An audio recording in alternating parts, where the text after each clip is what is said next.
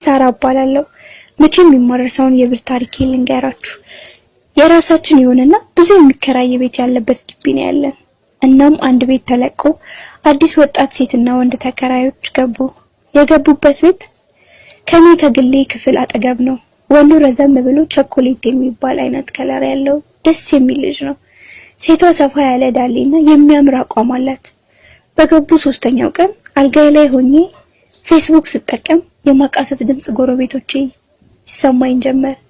ፌስቡኬን ኦፍ አድርጌ ወደ ግድግዳው ተለጥፌ መስማት ጀመርኩ። እንደሱ ማሬ ምጥጥ አርገው ትላለች። እምሷን እየላሰው ነው ብዬ ይበልጥ ጆሮዬን አስጠጋሁት። ሴቷ ታቃስታለች። ቀስ እያለ እምሴ ይሞቀኝ ጀመር። ከተተውዴ ከተትና ብድት ታርገኛለችው። እሺ የኔ ማር ሲል ሰማሁ።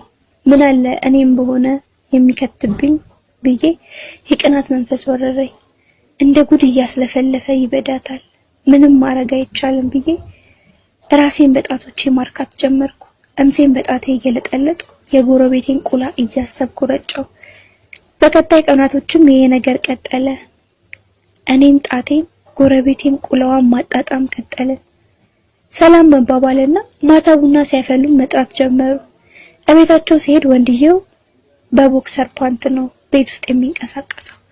ሰረቅ አርጌ አይኔ ወደሱ ስወረውር ያልቆመ ቁላው ምራቄን አስዋጠኝ። ይሄማ እንኳን ቆሞ እንደዚሁም ቢከተው ጩኸቴን እለቀዋለሁ ብዬ ሴቷን ማድነቅ ጀመርኩ። በውስጤ ተጫዋች ሳሪ የሚል የሚኪ ድምጽ ከሐሳብ ያነቃኝ።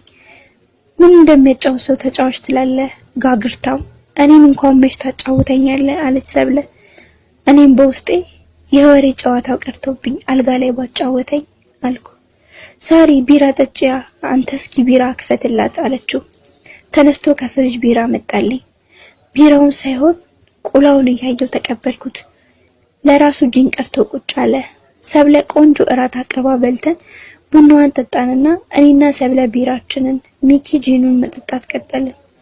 አጠገቡ ቁጭ ብላ ከንፈሩን ስትስመው እኔን ከቁብም አይቆጥሩኝም።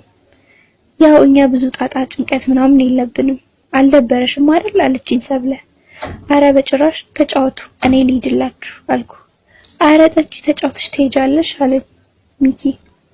አይ አረብሻችሁ፣ ድምጻችሁን ግን ቀነስ አድርጉ እኔንም እንዳትረብሹኝ አልኳቸው። ቢራው አደፋፍሩኝ መሰለኝ።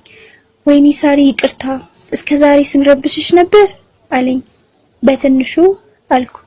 ታዲያ በምን እንካስሽ ለጥፋታችን አለች ሰብለ። አረ ከዚህ በላይ ካሳማ የለም